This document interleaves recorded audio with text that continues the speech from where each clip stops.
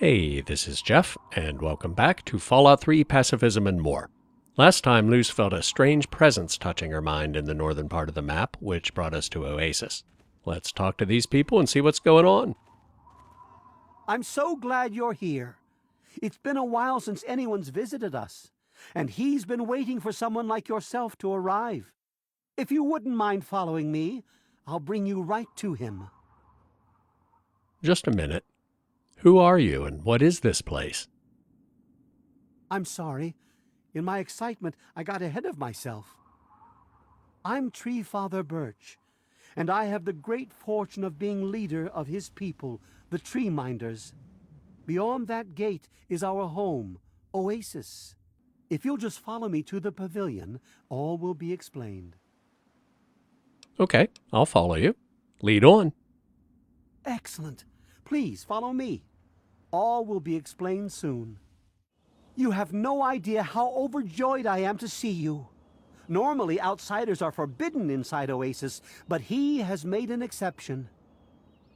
You get a special option with the Animal Friend perk, even though there's no in-game evidence of any animals around. They probably either didn't have time to implement them or it would have been too resource-intensive for consoles at the time, so I guess you're just supposed to imagine there are squirrels and raccoons in the trees and such, that someone without the perk wouldn't notice. Anyway, it's amazing. This place seems so abundant with animal life. The innocent creatures are drawn here by his gifts. They come from across the wasteland to live in this sanctuary. This part of the world is healing, my friend, and it's all thanks to him. As you approached Oasis, he said you were coming, and I was sent out to meet you personally with a request.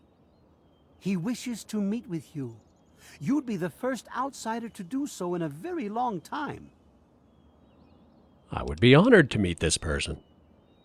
Yes, person. To meet him, you must undergo the ceremony of purification. Once that's complete, you'll be able to speak to him. Whenever you're ready, we may begin. Hang on, you never said anything about a ceremony.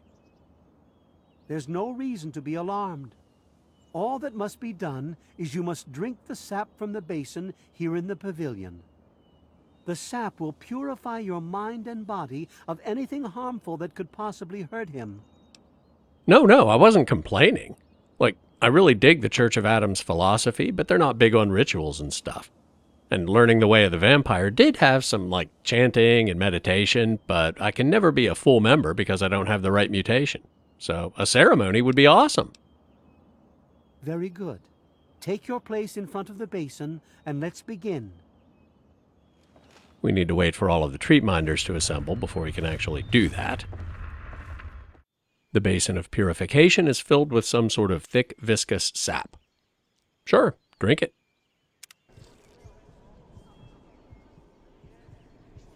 We will now recite the blessing to ward off any harm the outsider may be carrying before she proceeds to the grove. I bid you depart, agents of destruction, through the power of his divine will. Leave our homes and bodies immediately. Live no longer in them, but pass over into places where you can harm no one. In the name of his frondescence, I call his wrath upon you, so that wherever you may go, you bear it with you.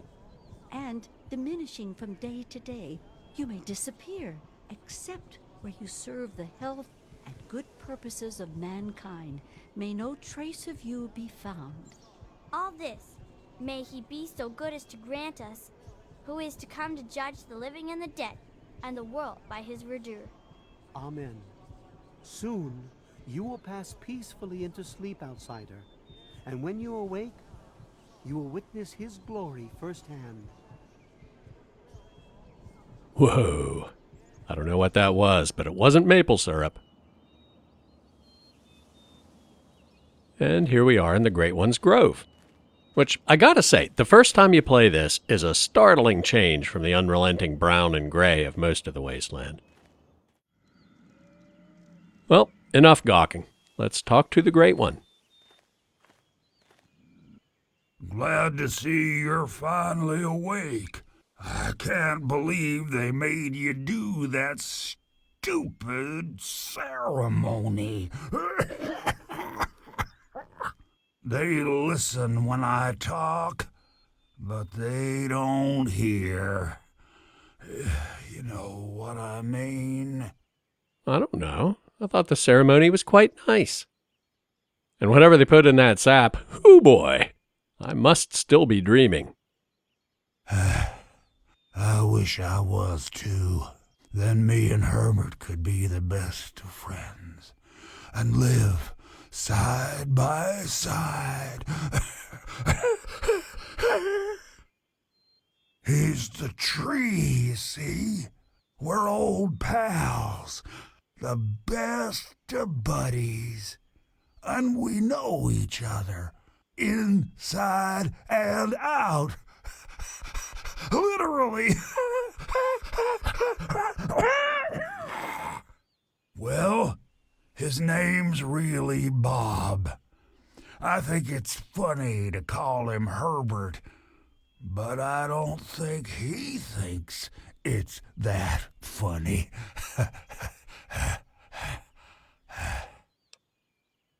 So you're trapped in there, inside this Bob thing? Well, I suppose you could look at it that way. See, Bob used to ride around on top of my head, sunk his roots right in there, you know. Well, eventually, he got bigger than me, and then I pretty much ended up inside. And here's our next new mod feature. The science check has 2 bugs in the vanilla game, one that would make it unreachable if you're playing a female character, but that doesn't come into play because the second bug makes it unreachable by anyone. So I fixed them both. A genetic mutation of that magnitude could only be caused by FEV. Whoa! Check out the brain on this kid. It was a long time ago. I tend to lose track. I was exploring some sort of a military base with some other people. I think it was called Mariposa. We were pretty deep inside and we found some weird vats of this nasty green goo. Right when we were about to leave, I think we were attacked. Last thing I remember before blacking out was something knocking my friend into the stuff. So the tree minder said you needed my help? Yes, I do. Or, I guess, we do. Me and Bob, that is. I had you brought in here to ask a very simple favor. Would you please kill me? You see, I've been stuck here for over 2 decades now, rooted right into the ground. The only friends I've got are Bob and those weirdos out there who think I'm a god. Anyway, I believe Bob's carried some of my organs into his root system. I want you to go underground and destroy my heart. Yeah, I do sympathize with your condition, but here's the thing. I'm a pacifist. I'm sorry, but I'm not going to kill you. Of all the wastelanders I had to bump into, it has to be one with a conscience. Let's keep it an open invitation then. I don't want to wait until the next person visits. It could be years. Just think about it, okay? Okay. Goodbye, tree. No. Herbert is the tree. Bob is his real name, but I call him Herbert 'cause I think it's pretty funny. But I'm still in here too. What's left of me? The name's Harold. Which was a dramatic reveal back in the day, especially when you can't reach the science option that explicitly links his condition to FEV, because if you played Fallout 1 or 2, Harold was in both of those games. I'm pretty sure he was just a normal ghoul in Fallout 1, and in Fallout 2, Bob was just like a branch sticking out of his head. Anyway, it seems like we should go tell Birch that they might have a problem, because Harold is suffering from depression. Our quest objective is actually to enter the caves and destroy Harold's heart, which seems a bit strange if you refuse, but it turns out Birch is waiting near the cave entrance where the quest marker is pointing us. When we get close enough, we get a cutscene of Birch and Laurel arguing. And I'm telling you, you've got it all wrong. Why else would he have called for an outsider's assistance? The outsider is here to deliver us from our enemies, to keep this place safely locked away from the wasteland, not to exploit us. How can we preach about peace when all you want to do is keep his gift all to ourselves? That's not what he would want. If we allow the spread of this miracle to continue, we're putting him in jeopardy. I can't allow that. I won't allow it. Once again, my husband, we are at an impasse. I suggest we speak to the outsider. Agreed. Why else would the outsider have been allowed into the grove? Perhaps it's a test. Yes, that must be it.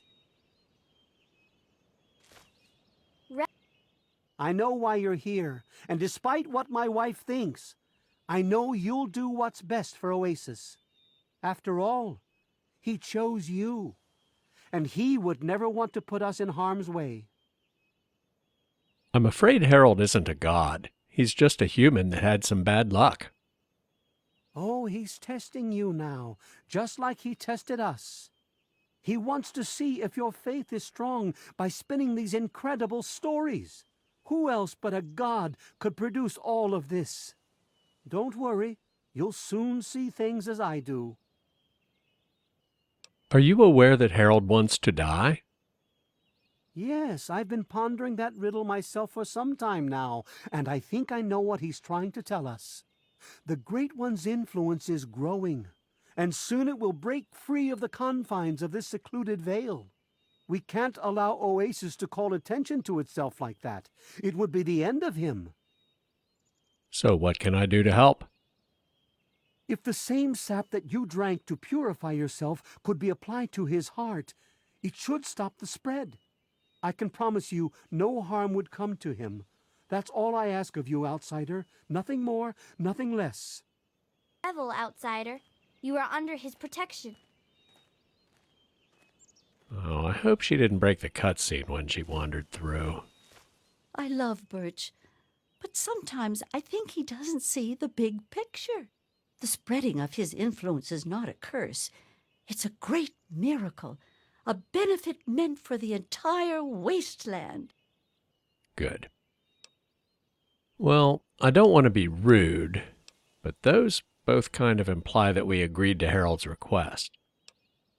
Look, I really like most of what little I know about your philosophy so far, but I'm starting to feel like getting you or Birch to see the real issue here is a waste of time. I can understand your frustration. Seeing him in so much pain makes me feel a sense of sadness in my heart, too. The Great One yearns to share his miracles with the whole world, to give the gift of life back to the dead wasteland. Now that you're here, I have a feeling the winds are about to change. How can I possibly help? I heard what my husband wanted you to do. What I propose is an alternative. The same person that created the sap also created this liniment. If you can reach his heart, it will assist him in making his influence increase.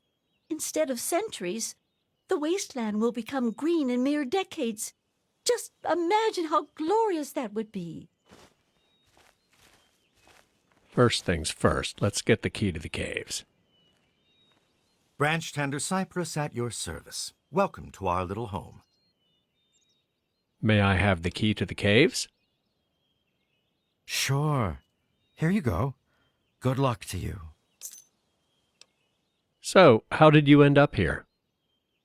I was an outsider like yourself, wandering the world aimlessly, wasting my life trying to seek my fortune. When my eyes beheld the splendor of Oasis, I knew I'd found a holy place.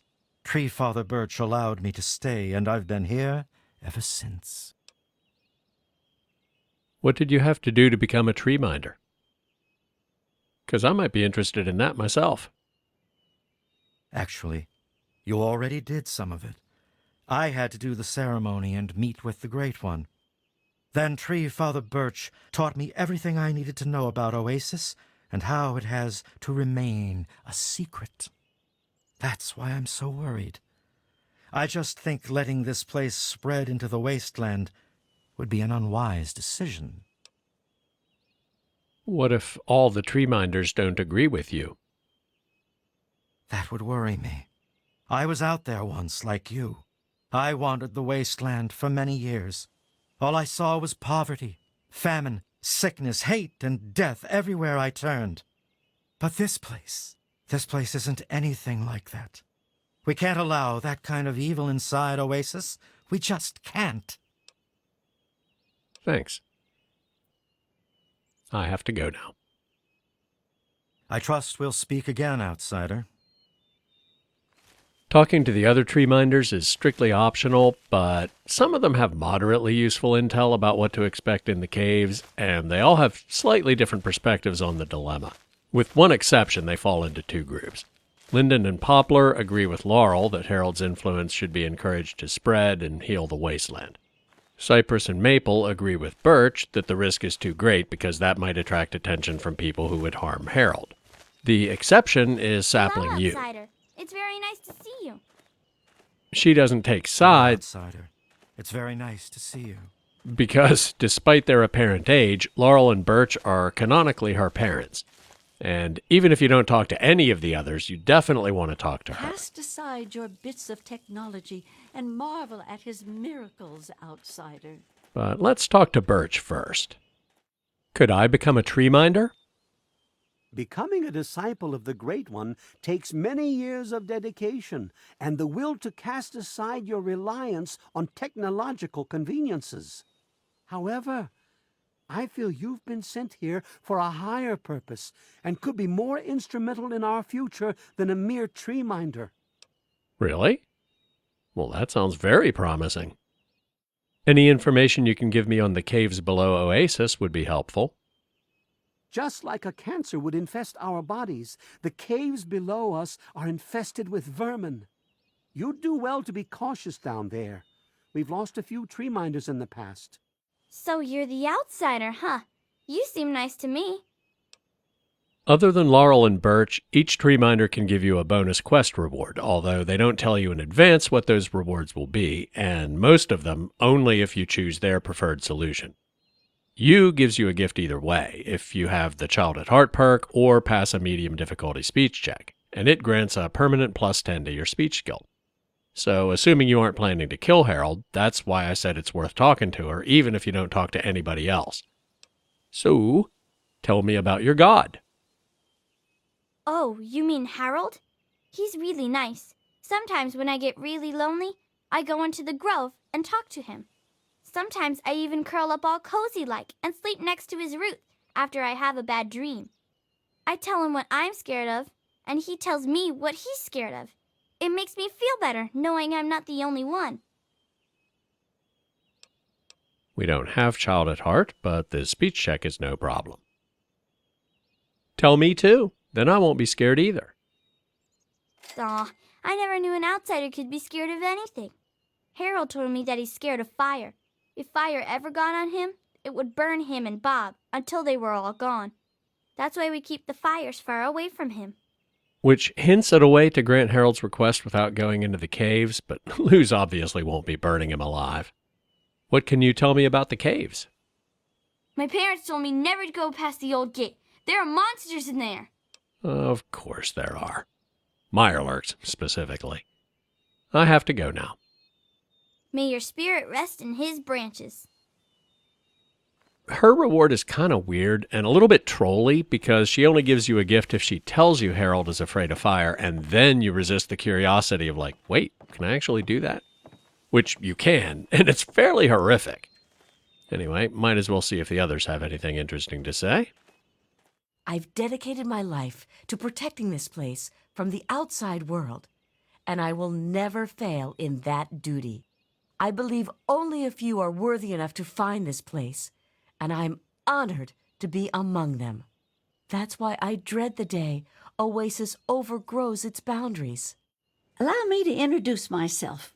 I'm Bloomseer Poplar, soothsayer and healer of Oasis.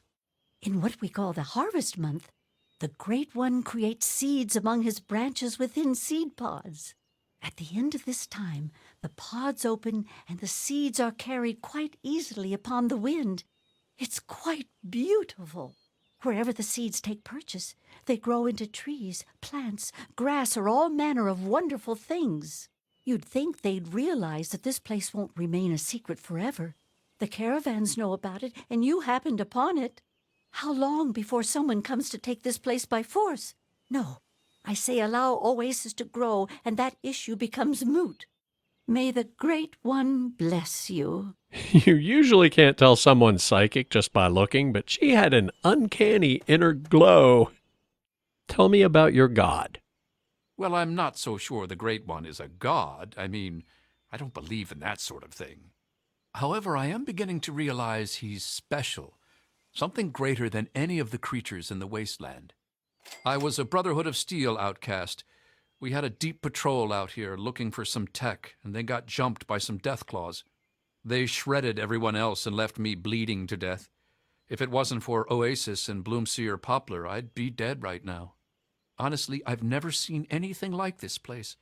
It's beautiful. It's a shame only a few people will ever get to see it. Any information you could give me on the caves below Oasis would be helpful. Oasis is located near what used to be an old mining town before the bombs fell. When the attack started about 200 years ago, many people took shelter in the natural caves that dotted the area. The old gate that stands at the mouth of Oasis Cave is the last piece of architecture from those days. All right, into the caves. Plan A is obviously to sneak around the mirelurks, but it's kind of tight in places, and the game puts some of them right in the middle of the path forward. We found 2 more stealth boys last week, so if there's any doubt at all, I'm going to use one. Worst case, we can use the taser fist and make a run for Harold's heart. I don't know if they can follow us into that chamber. I have no reason to believe they can't, but we can apply one of the ointments we were given in Bolt. As for which one, this isn't a quest that I think has obvious right and wrong solutions. Well, other than burning Harold alive is pretty obviously evil, but both sides have valid points. You can even make a case that destroying his heart is the most humane thing to do, but Luce obviously isn't going to do that. Personally, I think using Laurel's liniment to accelerate his growth has the potential to do the greatest good, but Luce and I are 2 very different people. There's a dead tree minder up here by the lantern. Birch said they've lost people in here before. Anyway, I think Luce, being a pacifist, would be much more averse to the risk of tipping off raiders and other groups with hostile intent, including the Enclave, who might pose more of a threat than you'd think, for reasons I'll show you when we leave, if I remember. If a group that's too powerful for the tree minders to drive off gets in and harms Harold, then the question of how far his environmental healing effect could eventually spread becomes moot. But maybe we should cross that bridge when we come to it. I need to concentrate on sneaking, because there are also random bugs down here. They could be radroaches or blowflies.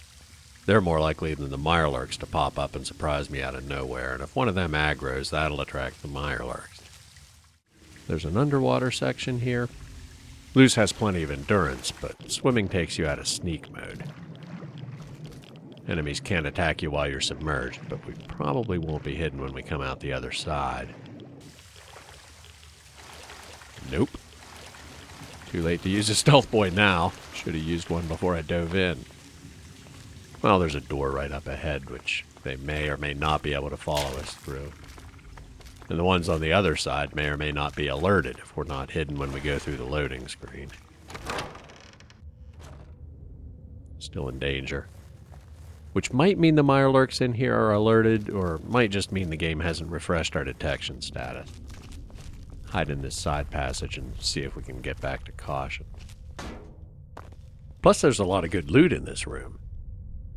Linden said people took shelter in these caves after the bombs fell, and it definitely seems pre-war, not stuff curious tree minders brought with them. Stealth boy. Bethesda physics. We're back to caution. Good. I think there's a skill book under this crate. Maybe a pre-war book for Scribe Yearling. Skill book. Medicine. Really can't touch the footlocker from here?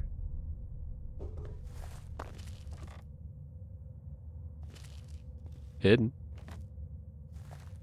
Okay, school book and a pre-war book. Nice. But the trunk said empty. Onward. Nope. Time for a stealth boy. If it had gone the other way, maybe not, but 17. That's almost an embarrassing number to be hoarding. Now, if we can get around it without bumping into it. Good. There's a big cavern up here with an underground lake, and if you get distracted by the ones in the water, a king ambushes you from the other end. Yep. But not today, pal. It's on the compass, but I don't see it. Oh, right there. And when you start to see roots, you know you're close to Harold's Heart. Should be right at the top of this ramp. And there aren't any mirelurks.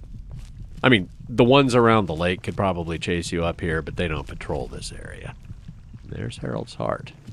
Find a spot where we can reach through the roots. There we go. Pumping away like crazy. Like I said, Luce is more risk-averse than Lone Wanderer Jeff. And maybe a little more selfish. At least I'd like to think so. I'm neither a pacifist nor a thief, but who am I to judge? Anyway, I think she'd apply Birch's sap to stop Harold's growth. Now let's get out of here before the stealth boy wears off. There's a Skyrim door right around the corner. There are more mirelurks in another underwater section, but once we're through that, it brings us out right in Harold's Grove. There's some good loot on a little beach area beside the next underground lake, including a quantum, but we're done with that, and swimming breaks stealth, so we might get spotted even with the stealth boy active. We'll grab it if we can, but it's not worth getting mauled. There's at least one king. The other one's probably a hunter.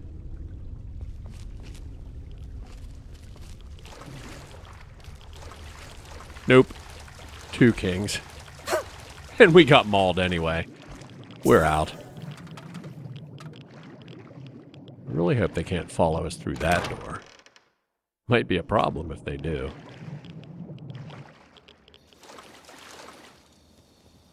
Good. Just in the nick of time. Now, Birch is going to want to talk to us. You've done a great deed this day, my friend. You've ensured the safety of the Great One and the inhabitants of Oasis. I was glad to do it. Oasis needs to be protected. In your short visit here, I can see you've learned much. That's a rare gift in these turbulent times. I believe there are a few tree minders who wish to speak with you before you depart. I think you'll find their appreciation quite rewarding. Good luck in all your journeys, my friend. I hope your time here has opened your heart as well as it opened your eyes. Well, let's not be hasty. What makes you think I want to depart? I mean, this seriously feels like what Luce has been looking for since she left the vault.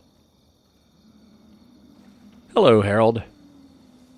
So, it looks like you decided to do things their way, huh? How come? Well, it's true that I'm not the killing type, but you've become an important part of their life. Without you, they're lost. So they really need me that badly, huh? I guess I never thought of it that way. Awfully selfish of me. Should we give 'em another chance? Herbert? Fine. I mean, Bob. I still think it's funny when I call him Herbert. So do I. I've got to go now. Come back and visit me sometime. Geez, why is everybody just assuming that I want to leave? All right, gifts. Linden doesn't have anything for us because he agreed with Laurel, but if we had done it her way, he'd give us his old power armor, which is really good, but not as good as our T-51B, so we don't really need it. What will you do now? I'll remain here and help in any way that I can. I owe them my life, and I intend to repay that debt until my last breath. There's Mabel. She stands guard outside the gate during the day, but outsider. Back again, I see. At night she sleeps here in the grove. Welcome back, my good friend. Treefather Birch said you may have a gift for me? I helped create the garb that you see all tree minders wear. It's said that the cloth has a part of the Great One's spirit woven into the fibers. I present this to you as thanks. Wear this with pride, but tell no one where it came from, or Oasis may face as yet a greater peril. Thanks. What will you do now? Whatever the Tree Father or Leaf Mother would have me do, I'm still theirs to obey. Laurel and Birch don't give you gifts either way, but let's see how she feels about what we did. What will you do now? I'll remain hopeful that someday Birch will come to his senses and realize we may not only be the only tree minders, but the last of them as well. Well, you wouldn't have to be. There are a lot of young people here. Branchtender Linden in particular is kind of cute. I have to go now. May the sap of his wisdom sustain you. Treefather Birch said you may have a gift for me? We're very much alike, you and I. We both search the wasteland seeking answers, but I found my answer here. I hope one day you'll find what you're looking for. I know it's out there somewhere. Just be patient. Here, please take this relic of my older days. Perhaps it will help you on your journey. But I have found my place. It's right here. Why is everybody being so mean to me? Stupid missile launcher anyway. Poplar's gift would have been a druid hood like they wear if we sided with Laurel. What will you do now? Look to the future and seek the true meaning of what transpired here. If there's an answer out there somewhere, I'll find it. And despite the weird lighting glitch earlier, I wasn't kidding about her being psychic. Once per day, you can ask her to see your future, and she'll make a comment pertaining to one of the quests you haven't completed yet. Which at this point is just the main quest, so I guess it'll be about that. What do you see in my future? I picture a place of great sorrow where men are traded for money and treated like Brahmin. Okay, I forgot we never completed Strictly Business, and I'm not going to. We needed to get rid of Susan Lancaster without killing her for the 10-penny tower quest, and we could go back to Minefield and enslave Arkansas, which, now that I think about it, that would have been an easy way to offset our occasional good deeds, but our karma's well under control now. It would let us loot Minefield in peace. We'll see. But no way is Lou's going to put a collar on Flack or Red. Stealing from her friends is one thing, but that's definitely crossing the line. Last but not least, I hear you may have a gift for me. Yeah, I think you're pretty swell for someone from out there. And you were really nice to me, too. I was gonna give this to my bestest friend Harold, but he doesn't have pockets, the silly head. This is a charm that my parents gave me for my 5th birthday. It's really neat. Take it. Use Bear Charm.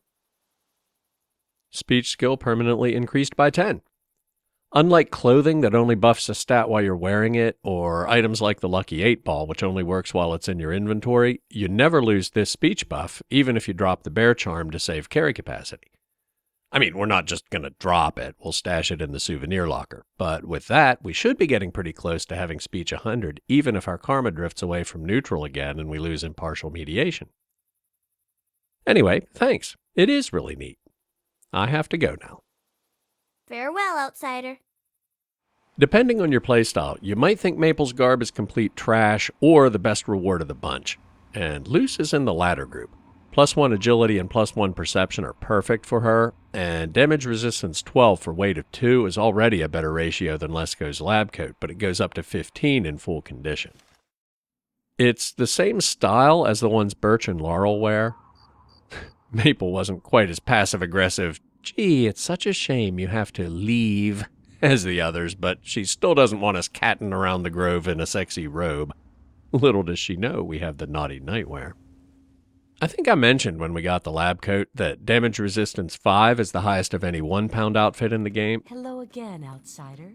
But damage resistance 15 for only 2 pounds is ridiculous. I think there's something even better in the DLC. Maybe General Jingwei's outfit in Operation Anchorage. But Maple's Garb has the highest DR to weight ratio in the base game.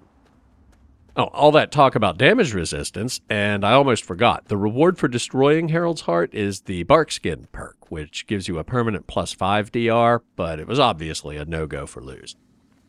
Anyway, I didn't forget, I said I'd show you why I think the Enclave might actually be a bigger threat to Oasis than Raiders. They have an outpost in the canyon underneath the rope bridge that's on the path west out of Oasis. Unlike a lot of these that spring up around the wasteland after the Waters of Life, this one doesn't have any notes or terminals explaining what they're doing here, but we know they have a serious interest in FEV research. And given the remarkable ability it gave Harold, they'd absolutely want to dissect him and figure out how his seeds thrive in the wasteland when other plants wither. And speaking of killing Harold, that's the main new feature in the mod this week.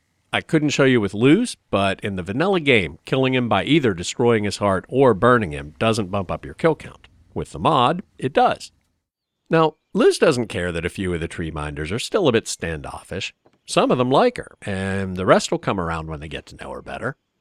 They don't really have any possessions to steal, so there's not that temptation. Their philosophy has a manifestation that's every bit as real and even more tangible than the Church of Adam, and she doesn't need a mutation to be fully accepted like she would with the Meresti vampires. She's found her place. She's not leaving. Spoiler warning. Sooner or later, she's going to remember she hasn't just been avoiding an awkward conversation with Elder Lyons since the Enclave stole the GECK. For the last month or two, she's also been carrying around a vial of modified FEV, and if she accidentally breaks it, it'll kill everything in the area with mutated human DNA. And Harold's just about as mutated as humans get. If you bail out when I start talking about technical stuff, don't forget to like the video, subscribe to the channel if you haven't already, and leave a comment before you go. The first mod feature is just a simple dialogue override to fix the first line of the ceremony when Birch says he, regardless of whether the PC is male or female.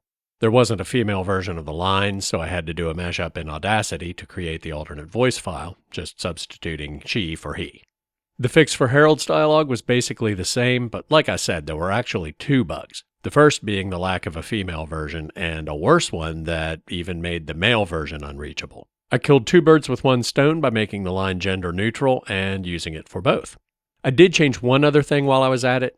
FEV was a highly secret technology, and it just seemed like there would be no way for the Lone Wanderer to learn about it in Vault 101, no matter how high your science skill is. So I also made the line conditional on being told about it by Eden. It checks the quest stage in the American Dream rather than having the FEV vial in your inventory, because you could hand over the vial to Elder Lyons, tell Sarah you need time to prepare, and then come to Oasis. Not likely, but possible. And finally, adjusting the kill count for killing Harold is a lot simpler than some previous accountability features.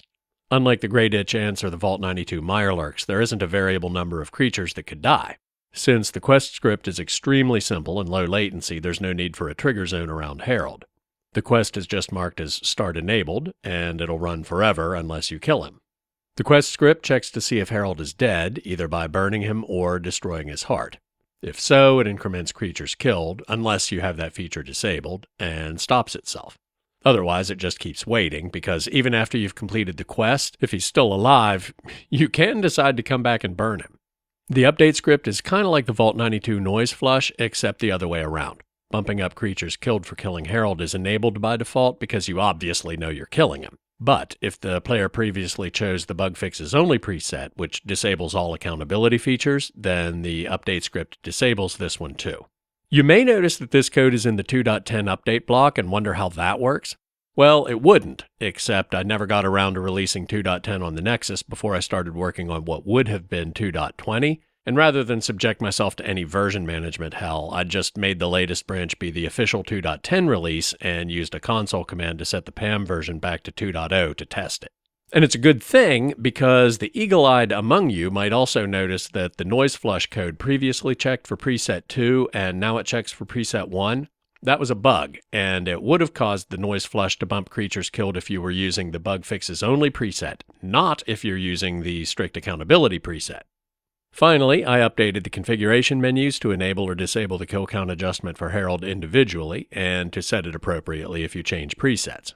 But if you're already using the bug fixes preset, you don't have to go back into the menu to change it. The update script does it for you. And that's it. The next episode will probably be the grand finale, since talking to Elder Lyons kicks off the endgame. I'm not ruling out a no-kill mod for the DLC at some point in the future, but I have a music project that's been on the back burner way too long, and I want to work on that after I wrap up the no-kill run of the Fallout 3 base game. As always, thanks for watching, and I'll see you next time.